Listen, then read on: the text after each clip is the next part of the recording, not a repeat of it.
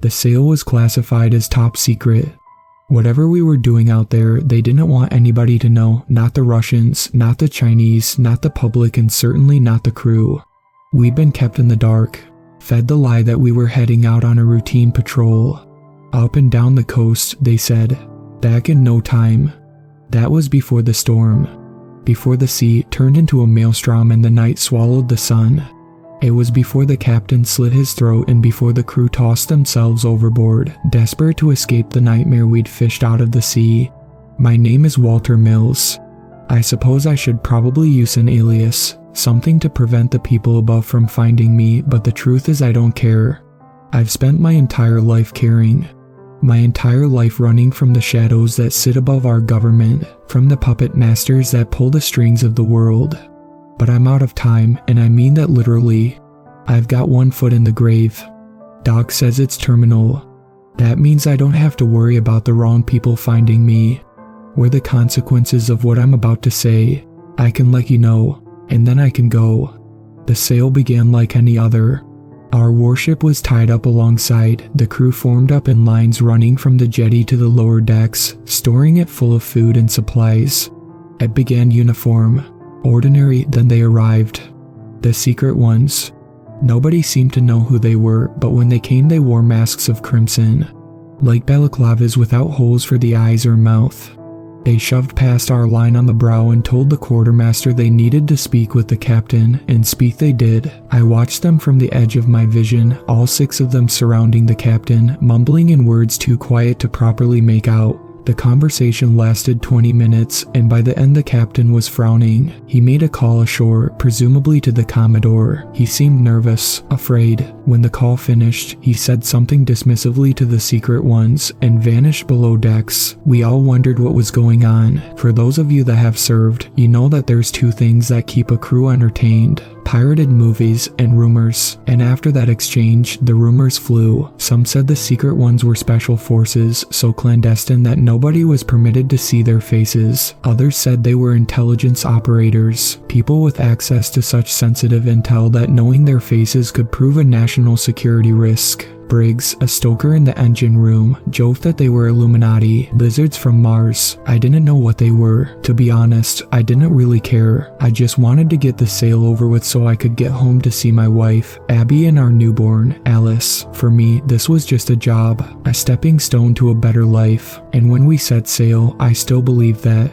Then the ship dropped anchor and the crew was mustered into the hangar. The captain stood at the front with 3 of the secret ones on either side of him. They stood silent, gazing out at us behind their crimson masks. The captain cleared his throat and said this was difficult for him to do, but prior to our departure he received word that our mission had changed, that it was no longer routine, no longer what we expected. He passed a bottle of pills around. Each of us was instructed to take a pill from the bottle, to keep it safe, to keep it on our person at all times in case of emergency, but never to eat it otherwise. "What is it, sir?" Briggs asked in the back. "Cyanide," the captain replied. Laughter rippled across the crew. "Seriously?" somebody else called. "This for malaria, are we deploying?" The captain sighed, looking sidelong at the secret ones who remained silent, impassive. "It's cyanide, and if you know what's good for you, you'll make sure you don't lose it." With that, he stormed off, secret ones in tow. That night, Briggs died. He tried it, swore up and down that the whole thing was a dumb joke,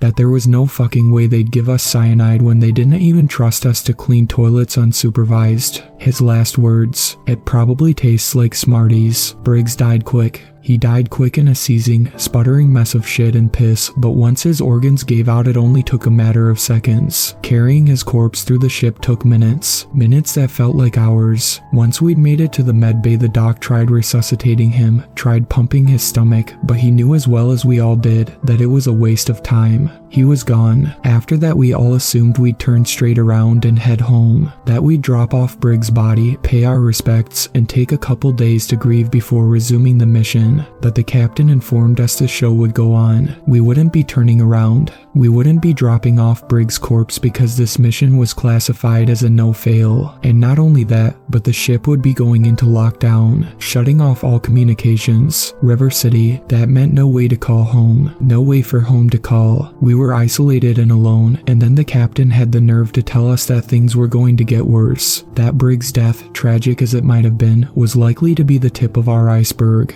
The crew was furious, confused. Most of all though, we were heartbroken. Many of us threw our cyanide capsules out, hating the memory they represented. 3 days passed after Briggs' death. 3 days of mourning, of the ship steaming through the Pacific while its crew slowly came undone, whispering theories about what we were doing out there, about what the captain meant by things getting worse. It's China, I overheard in the flats. They've got a secret weapon and we're going to dismantle it. I saw a YouTube video on this. If they catch us though, they're gonna torture the fuck out of us, so that's why they gave us the cyanide. Fuck that, you sound totally nuts. It's Russia, dummy, gotta be. They're going nuclear and we got word, so now we're out to sink their subs. What do you mean why? Then they can't second strike us after we glass them. It ain't genocide if we got no choice. I didn't know what to think. I'd never experienced anything like this, and so I just woke up, did my watches, and went back to bed. I tried not to talk about what was going on because every time I did, Briggs inevitably came up and the memory hurt like a knife to the gut.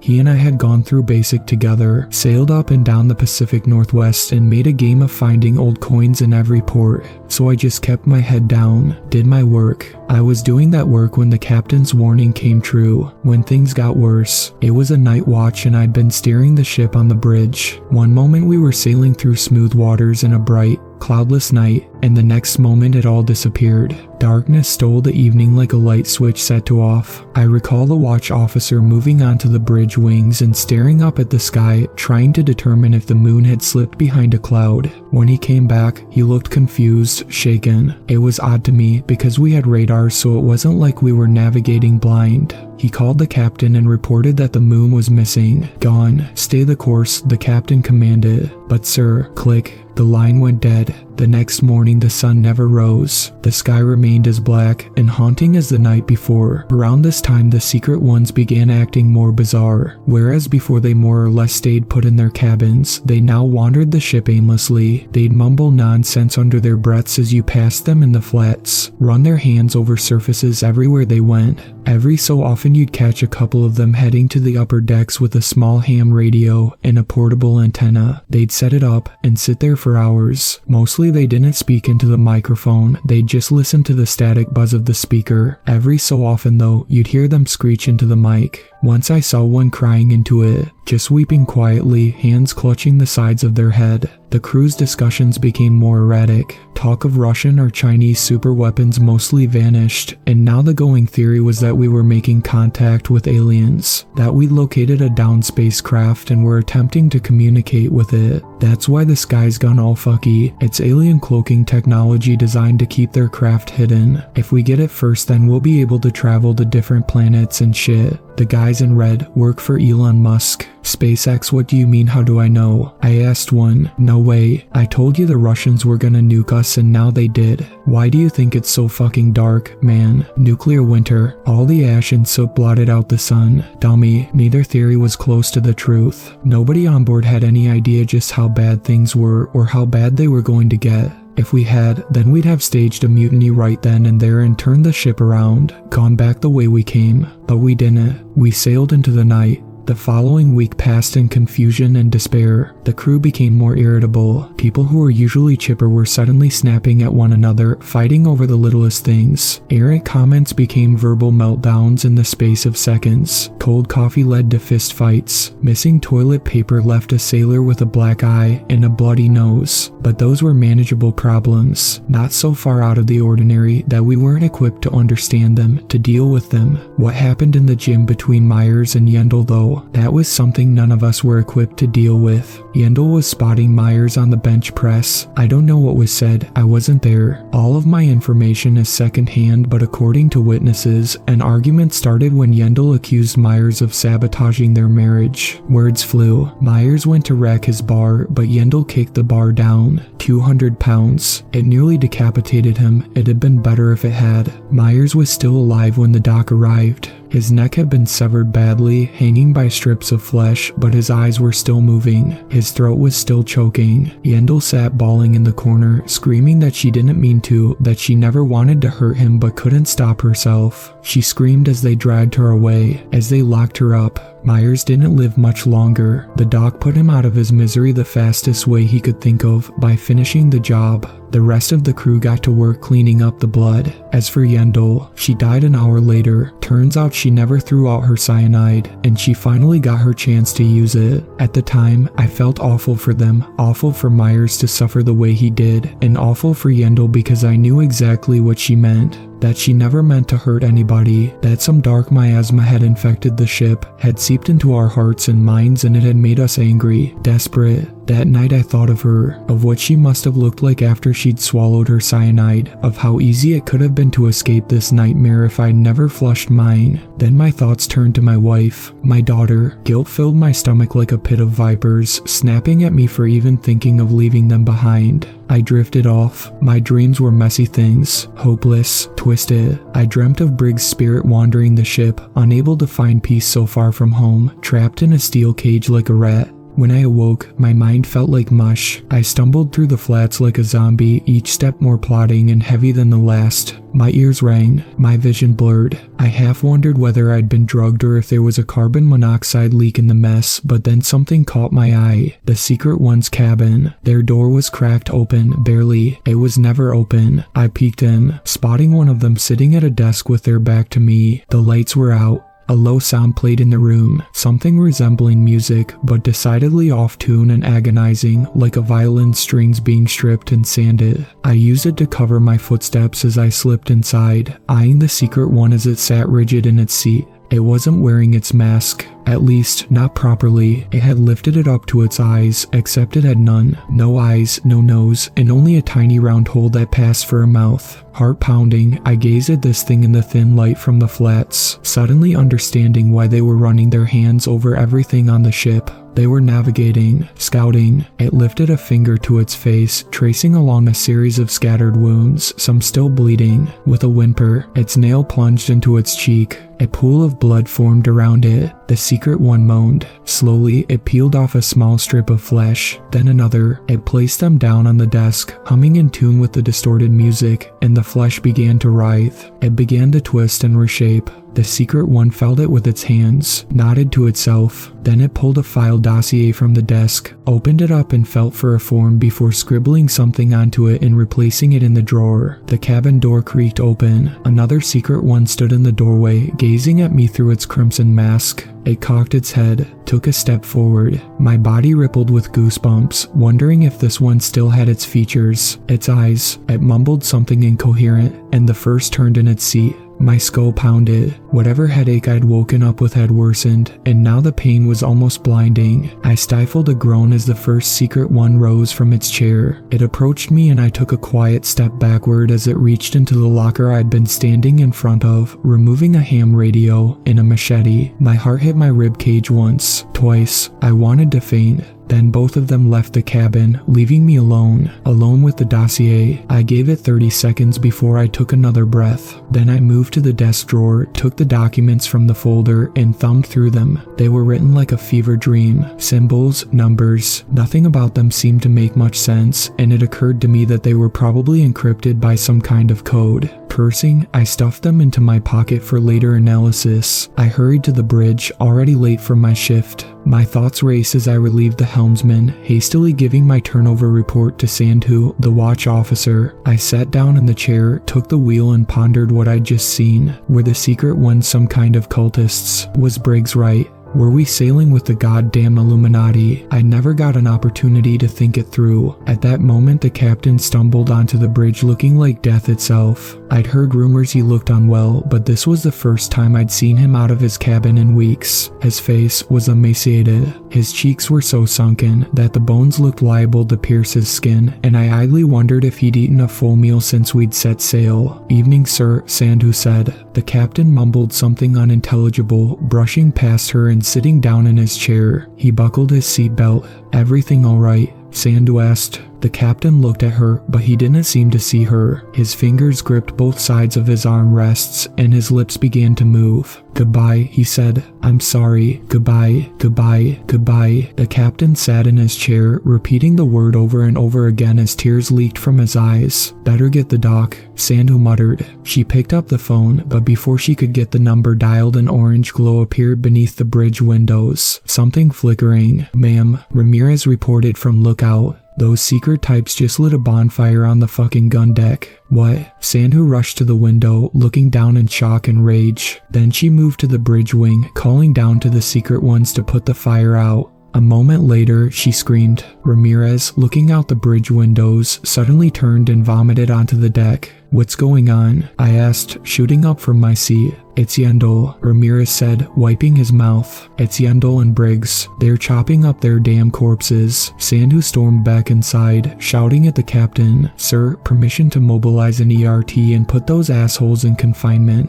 "Goodbye, goodbye, goodbye," Sandhu cursed. She picked up the phone and dialed the executive officer, informing them that the captain had lost it and that the secret ones were cutting up corpses, burning bodies. They needed to get people out there to shut it down now, people with weapons, because the secret ones have machetes. The XO said they were on it, but it was too little too late. Somehow I already knew the secrets had already finished what they came to do. From deep in the night, the wind howled, screamed. A wave struck us broadside, a big one. It twisted the warship like a rubber duck in the bath, knocking Ramirez sideways and tumbling Sandhu across the deck. I managed to steady myself against the helm console. "Jesus Christ," Sandhu breathed. "Everybody all right?" I buckled my seatbelt. "What the hell was that?" "Rogue wave," Sandhu spat. Then 3 weeks of perfect weather, and then that comes out of nowhere. This sail is cursed. She grabbed the phone and began a ship-wide announcement for a rapid survey, but she never finished the pipe. Another wave struck us, then another. Sandhu's head slammed against the center console with a sickening crack, and she fell to the deck motionless. I braced against the helm, my seatbelt squeezing painfully into my waist. Nearby, I heard Ramirez shrieking, praying. The captain continued to utter his refrain. "Goodbye, goodbye." Lightning flashed. For the first time in weeks, I glimpsed the sky. Dark clouds spun around us as though caught up in a whirlwind, and in them swam faces, shadows. They gazed down at us, anguished. I saw Yendel, Briggs. I heard them scream and howl as though calling for somebody in a language that could only be described as blasphemous. Ramirez's body arched and twisted. He hollered as though something were picking him apart from the inside out. I wanted to jump up and help him, but I needed to keep control of the ship. Abandoning the helm in a storm like this would mean certain death. "Not like this," Ramirez moaned. Tears streamed from his eyes as he gazed up at the haunting faces of the dead swirling in the sky above. "I can't."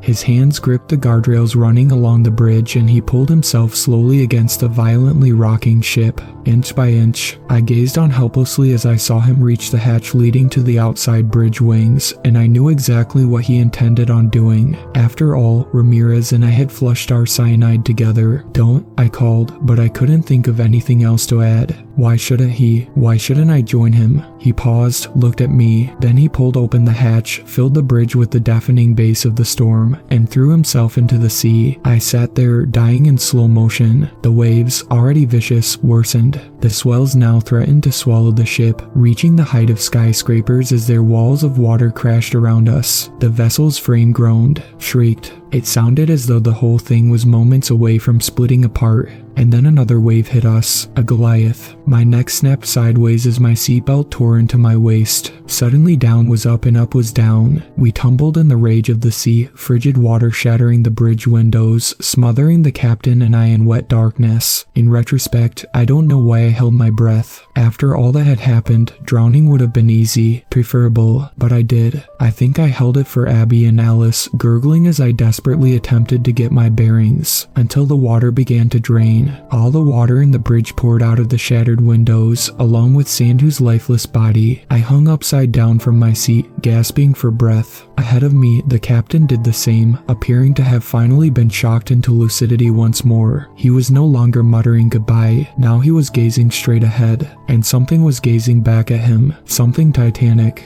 It stared at him through the broken window, its eyes like 3 orbs of swirling obsidian. The captain reached into his pocket and pulled out his knife. It was meant to cut lines, to cut ropes. I wondered if he meant to fight that thing, to stage one final defense for him and his crew, but instead he pressed it to his throat. He jammed it into one side, and with a gurgling groan, ripped it across with both hands. His neck exploded in a shower of blood. The creature, seemingly satisfied, looked to me then. It looked to me, and I looked back, deep into those eyes of swirling darkness, and in them I saw the abyss. I saw the void. It was as if something had bottled all the pain of humanity into a single point, compressed it down into something resembling a collapsing star, and then let it ignite. A new Big Bang, an entire universe built of our despair. I writhed and twisted in my seat. It felt like somebody had poured napalm into my skull, and I noticed that thing was inside of me, that it was tasting my thoughts, my memories. I clenched my fists and set my jaw, and I screamed my throat raw, but nothing lessened the agony. The cyanide. Why the fuck had I thrown out the cyanide?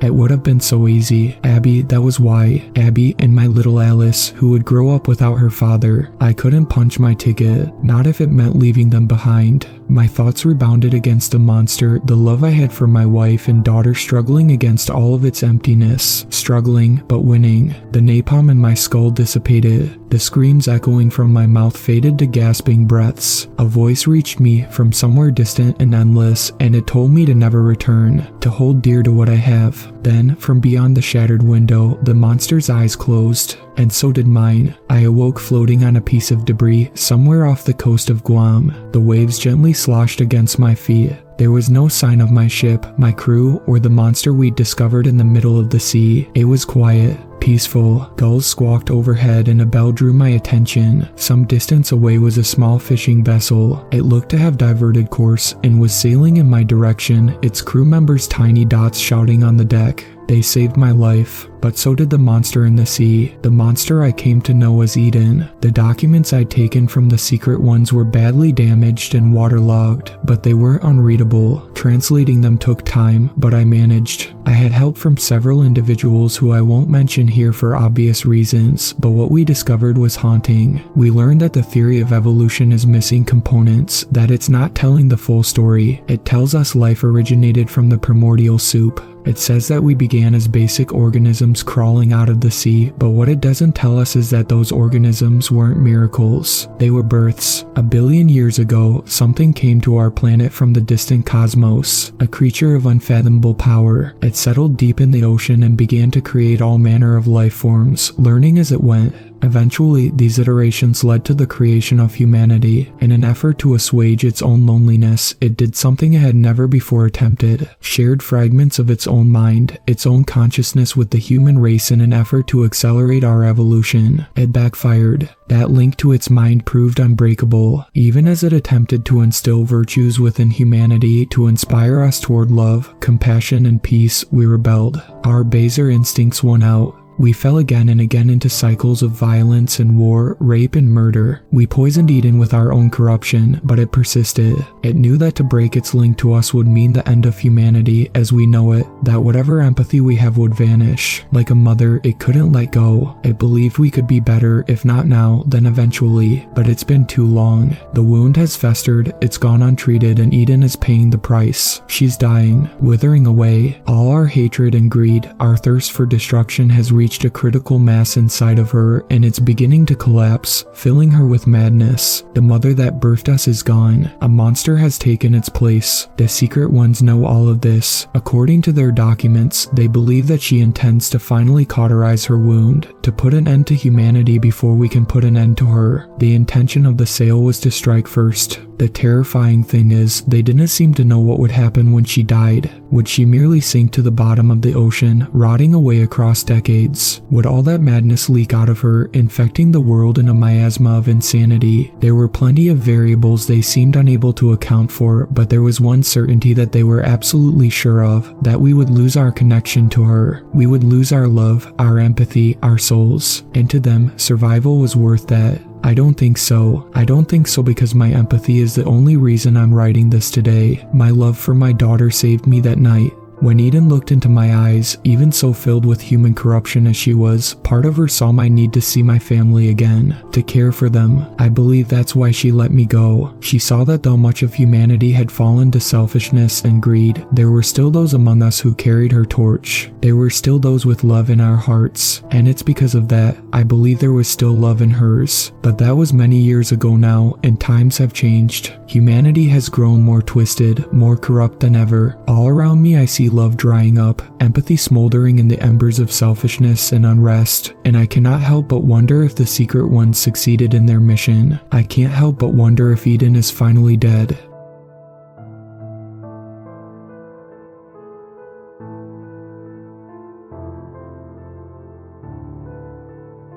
Thank you to my superfans, Sweet Black Swan, Tacey, and Brooklyn. I really appreciate you guys supporting my channel, and I look forward to making more content for everyone.